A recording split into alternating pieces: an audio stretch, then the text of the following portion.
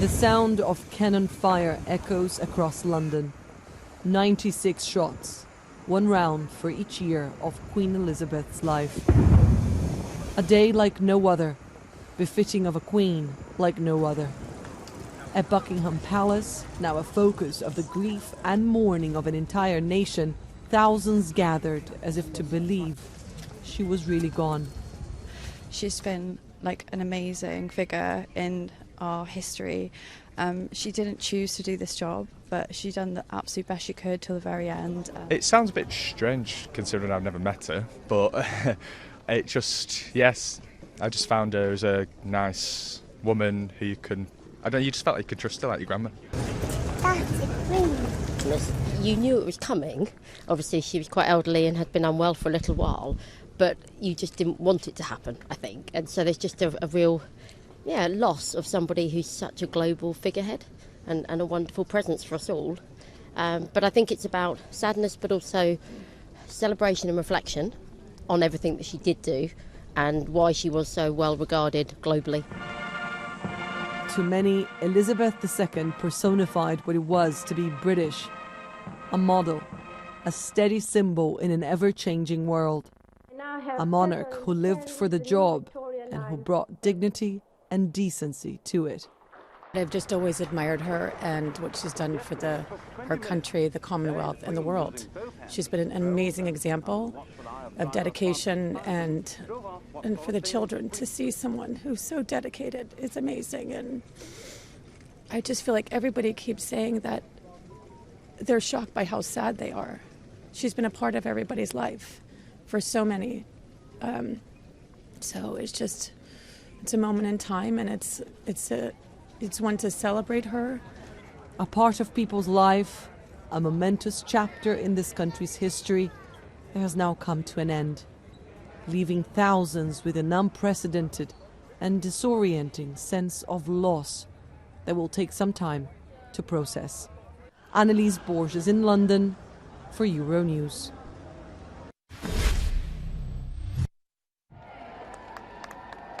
Thousands of people surrounded King Charles III upon his arrival at Buckingham Palace, his official residence.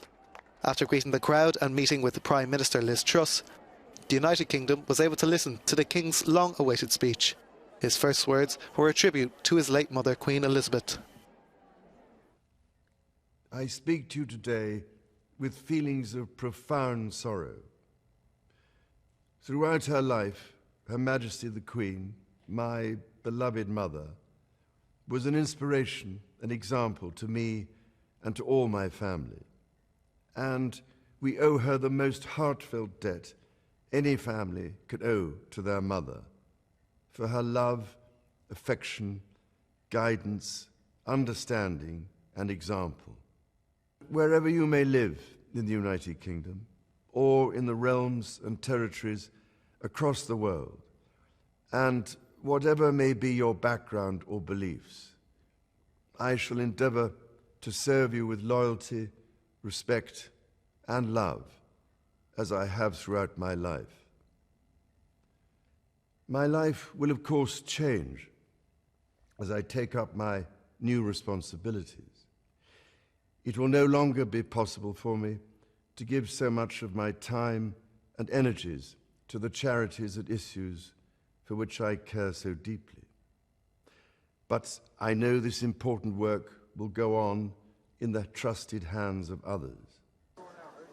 Charles III clarified that his wife Camilla will hold the charge of Queen Consort and expressed his love for Prince Harry and his wife Meghan. He will be proclaimed king this Saturday at St James's Palace, although the coronation ceremony date has not been confirmed.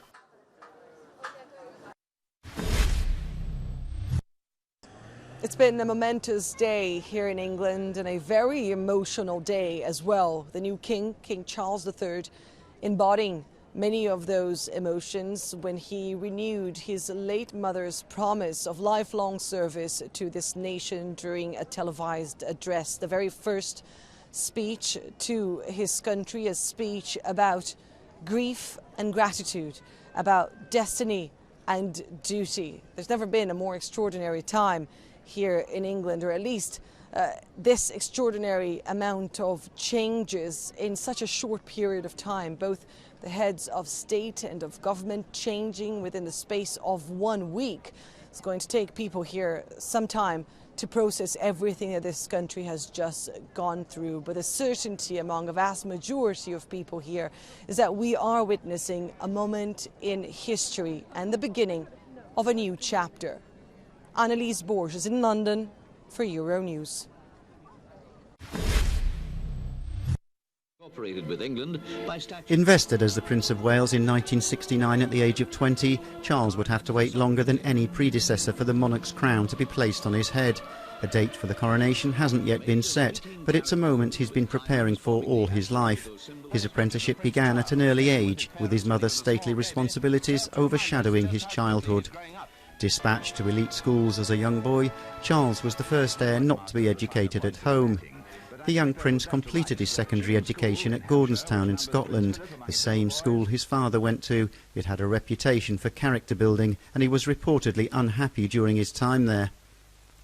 After becoming the first British royal to gain a degree, which he was awarded by Cambridge University in 1970, Charles became a Royal Navy officer and found it increasingly difficult to avoid public scrutiny.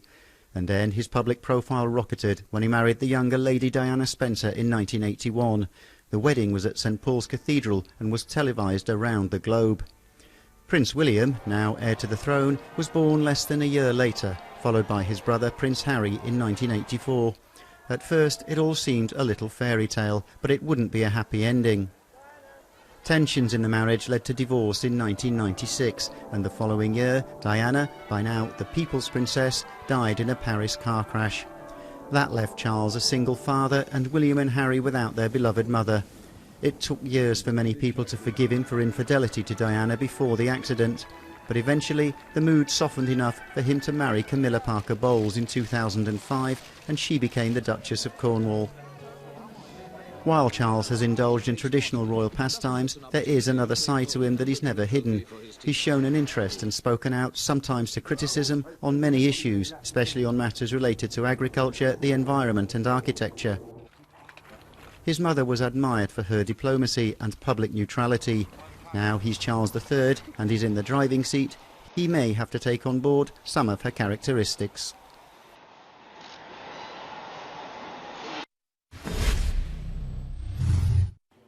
At the moment of Queen Elizabeth II's death, the Prince of Wales, Charles, automatically became King Charles III, not just of the United Kingdom, but also of 14 other countries across the globe. Now, this was without ceremony, but there is still a formal process that needs to be followed. And that involves a body called the Accession Council. Tomorrow, they'll meet in this place, St James's Palace. It's just a stone throws away from Buckingham Palace in London. The new king will then read out a declaration and take various oaths after he's proclaimed by the council. Some of these are weird, quirky events, such as to protect the Church of Scotland. Now, the council is made up of members of the Privy Council. This is an ancient body that usually advises British monarchs. And here you can see them, albeit in 1936, for the proclamation of another king, Edward. Today, the Privy Council is made up of senior British MPs, but also High Commissioners from Commonwealth countries and other various people. Now, this proclamation will then be announced in the four corners of the United Kingdom, Scotland, Wales and Northern Ireland too. But the new king won't have much time to mourn the loss of his mother. He'll then undertake a royal tour across the country to meet his new subjects. Now, the event that most people associate with the transition of power is, of course, the coronation. However, this will be probably some time off. As you can see here, this was the coronation of Elizabeth in 1953. And for the more historically astute of you, you'll notice that she became queen in 1952. This was over a year after she had started being the queen. And the reason is simple. They're very highly choreographed events which cost a lot of money, i.e. they're hard to plan. And this will be no more different for Charles.